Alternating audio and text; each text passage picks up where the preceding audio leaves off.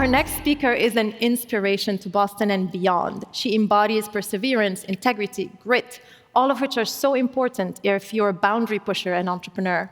So please join me in welcoming ballroom dancer and Boston Marathon bombing survivor, Adrianne Haslet.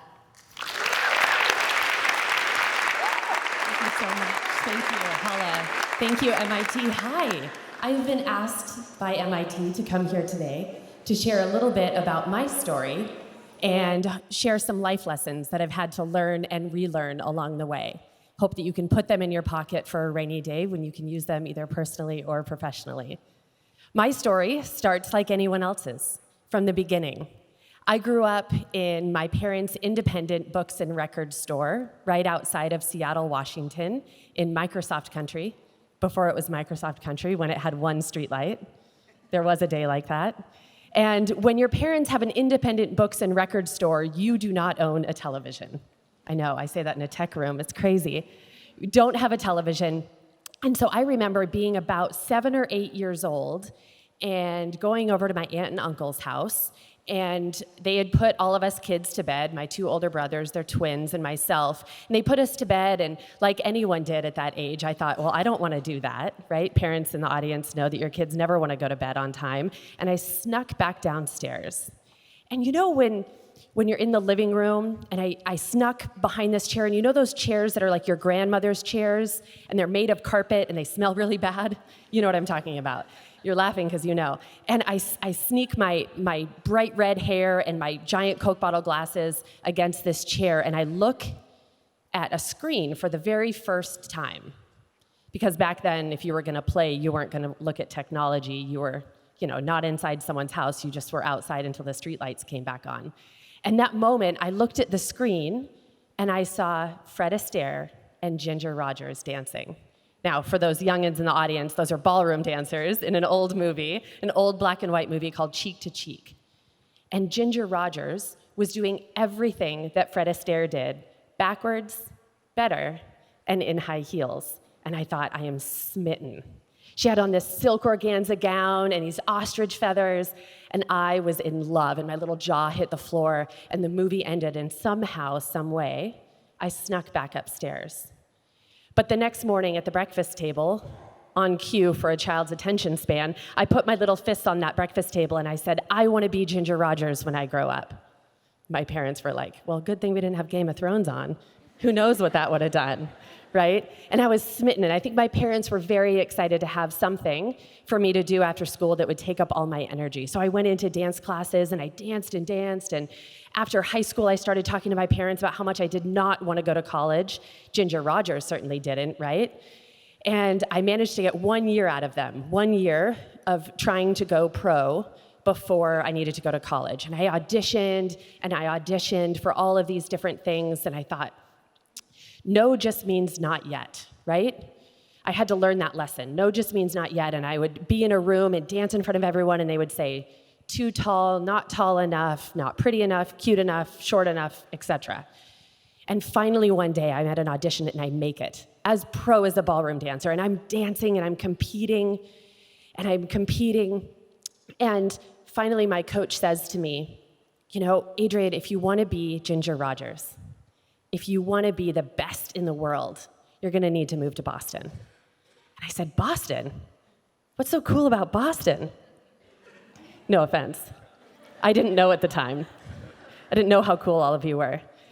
And he said, the best ballroom dancers are in Boston. And I thought, okay. And I put my VHS tape in a manila envelope, because that's what you did back then, and I mailed it off. Remember those? That's tech for you. Learned something finally, right?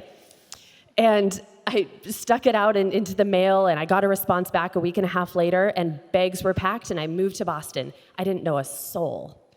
And I danced, and I finally made it to Vegas. I got semifinals, finals, and I made it to 3rd in the world. And I thought, that's it. Finally, Ginger Rogers. I finally am perfect, whatever the heck that means. And I was so excited, and I decided to take a day off. And when I took that day off, I slept in, and I was so excited, and I called my manager, and I said, I'm going to take a day off. And he said, Adrianne, we don't take days off. Athletes don't take days off. Maybe I would dance for 6 hours instead of 12. And I said, I'm gonna take a day off. I just got third in the world. And he said, yeah, but you didn't get first. Same. And I thought, that's ridiculous. Why does he want me to be perfect? And I thought, oh, of course he wants me to be perfect. I've been chasing perfection my whole life. And he said, you may not have a job tomorrow if you don't come back. I took the day off. I took myself out to lunch, and I heard all this commotion one street over. And I thought, gosh, what is that? And I went over there, and I thought, oh, it looks like a parade. There are all these runners running. I turned to this guy, and mind you, I am bronzed, bedazzled, my lashes, my nails, my high heels, everyone else is in kicks. And I look at this guy, and I go, what is this? And he said, it's the Boston Marathon. And I said, no way, it's the Boston Marathon. And boom, a bomb went off behind me. I screamed, I covered my ears, and it was about a block away. And I saw black smoke, and I said, the next one's gonna, and I was on the ground. I couldn't see, I couldn't hear, I couldn't tell if my eyes were open or closed, and all I saw was gray. I felt like a building was on top of me, and when I finally saw that the smoke was clearing, I realized the gray was just smoke, and I smelled that all too familiar smell when you leave your curlers on too long. And I started batting out the fire in my hair, and I looked down, lifted my right leg, giant gash, blood everywhere, and I tried to lift my left leg, and I tried to lift my left leg, and I kept looking, and I realized I was lifting it. It just wasn't there. And I thought two things. Number one, there goes Ginger. And number two, there is no way that my family can make it out here to say goodbye. Why on earth did I chase perfect?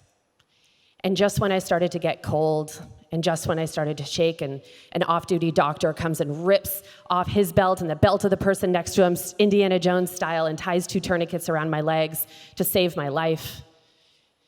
And in walks, to the area that they carried me, in walks like a doorway, similar to that exit sign over there, 5 of the hottest Boston firemen I've ever seen in my entire life. And I was like, oh, hot damn, yes. And my therapist since has said that maybe we remember things differently in trauma, but I have done speeches for them, and I can guarantee it was like Grey's Anatomy hot. And they wheeled me off. It was great. For the moment. They wheeled me off into Boston Medical Center, and I looked at my Superman surgeon as the lights went on in the surgical room, wide awake, knowing very well what had just happened to me, after being told I needed to call my parents and say goodbye, which I did. He said, Adrianne, I need you to count back from 10. And I said, quote, my foot is over on Boylston Street. I have not made first in the world. My parents are on their way. You need to save me. And he said, count back from 10. I woke up, and it was like slow motion in the hospital bed. I woke up, and there was one long leg, one very short leg. And at the end of those legs, at the end of that bed, stood my Superman surgeon and both of my parents. And I was so glad to see them. I was so happy to see them. And the next few days were a blur, but I remember my mother sneaking Anderson Cooper into my room at the hospital. And as he walks in, I'm like licking my hand like a cat, like, can someone draw back on my one eyebrow that's missing? Like trying to look good. And we get to talking, and he says, Adrianne, do you think you'll ever dance again? And I said, yes, I think I will. I'm gonna at least try. And he says, do you think you can? And if you do, will you teach me? And I was like, hot damn, yes, I will teach you. And then that felt so good to say that goal out loud, right? It feels good to say our goals out loud because then we can be held accountable. It felt so good to say that I then somehow, some way, somewhere, I blame his blue eyes and the medication, that I said, I think one day I'll run the Boston Marathon as a thank you for this Boston Strong movement that I was feeling from everyone in Boston and around the globe, for all of us survivors. And he looks at me and he says, you've spent the entire interview saying that you are not a runner, that you would never get caught dead sweating in public. My dad is in the background, like waving his arms, saying, Adrianne, you forged notes in high school to get out of running the mile. And I thought, I didn't know you knew that. I had never even run across a crosswalk at that point in my life. But it felt so good to say those goals out loud. And a few days later, my Superman surgeon stood at the end of my bed with discharge papers. He's crying, I'm crying. I know it's not a surprise to you to learn that we grew very close. We still are. His daughter is now a ballroom dancer. I know, right? And he's crying and I'm crying, and he says, before you leave, Adrianne, before we sign these discharge papers, I need you to make me 3 promises. And I said, okay, I'm kind of busy, like recovering right now, Dr. Kalish, what do you need? And he said, promise number 1, you will not let anyone else take out your stitches. And I said, that's easy. PTSD, incredible trust issues. I promise. And he said, promise number 2, when you dance, not if, you tell me, and I will be there to cheer you on. And I said, I promise. Tears, even heavier now. And he says, promise number 3, Adrianne, when you run the Boston Marathon, not if, you tell me, and I will be there to cheer you on. And I said, I promise, with tears streaming down my face. We sign the discharge papers, and I go out into the big, scary world where strangers walk on sidewalks, where you don't know where you are, loud noises, backfiring of cars, fireworks. Why with the fireworks? And suddenly I'm back in his office. I'm getting my stitches out. Promise number 1. Only 4 months later, back in my in a leg and back in my high heels and a dress, thanks to MIT and myself working with the Media Lab, designing the very first dancing leg of its kind. I spent countless hours and hours in the Media Lab helping design it. I stood backstage at a big TED conference. I'm bronzed, bedazzled, lashes, nails, high heels, ostrich feathers, glitz and glamour, and I'm standing next to a tall top hat and tails, and I lose it, and I start sobbing. And he says, Adrianne, you're gonna be fine, my partner. Adrianne, you're fine. You're gonna remember your steps. You're gonna be fine. You're gonna be perfect. You're gonna be perfect. And I looked him dead in the eye, and I said something I never thought I would say. I don't wanna be perfect. I'm just happy to be here. And the curtain opened, my mascara was everywhere, and I danced. Perfectly imperfect. Promise number 2 to Dr. Superman Kalish, done.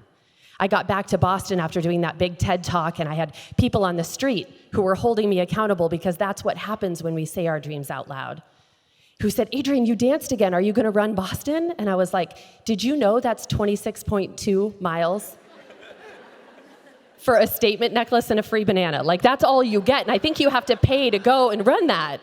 Do you know how hard that is? And they said, yeah, but you can do it. You said you would. And I was like, yeah, I was highly medicated. Highly medicated. And under the influence of Anderson's eyes. I don't know if I can do that. And I thought, you know what? For the people of Boston and beyond who've been so wonderful to all of us, I'm going to give it a good college try, because I give college that much of a try. And I lace up. I get 1 flat shoe, I think, for the first time in my life, always owning heels, and I go out to do a lap around the block, and I thought, that is hard as hard. I do not think I can do this. I felt like I'd just danced 12 hours after running for 5 minutes, and I was wobbly, and the blade was awkward, but then I kept at it. I kept at it because I knew that there was a terrorist out there that would love it if I just gave up. And I kept at it, and I kept at it, and one day at brunch, maybe 4 or 5 months later, I am with my girlfriends, and I decide to confess. Mind you, I know no runners at this stage in my life, none. People that sweat in public don't know them.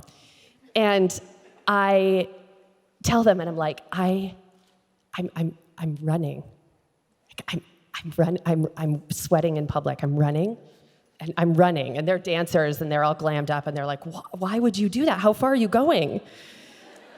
And I said, no one knows it's me. I'm doing it like in the outskirts of a small town. I take an Uber.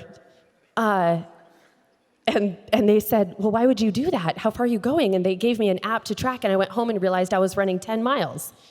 And I thought what anyone would think. I could double that and add 6. No big deal. And so I stood at the start line of the 2016 Boston Marathon, full panic, hadn't trained. And my boyfriend at the time looked at me and he goes, Adrianne, this is the biggest life lesson I can share with you. Adrianne, what will get you to that finish line is nothing compared to what got you to the start. So often we think of everything we have in front of us instead of thinking all the things we needed to do to get there. I learned to walk. I learned to navigate New England winters when you don't know if it's the crunchy snow underneath you or the soft stuff. You're gonna land on your bum. And I thought, I can do this, I can do this. And I took off, and I ran, and I passed physical therapists that have put this body back together more times than I can count. I passed my Superman surgeon to fulfill promise number 3. I passed FBI agents who held my hand when I faced the monster in the courthouse face to face.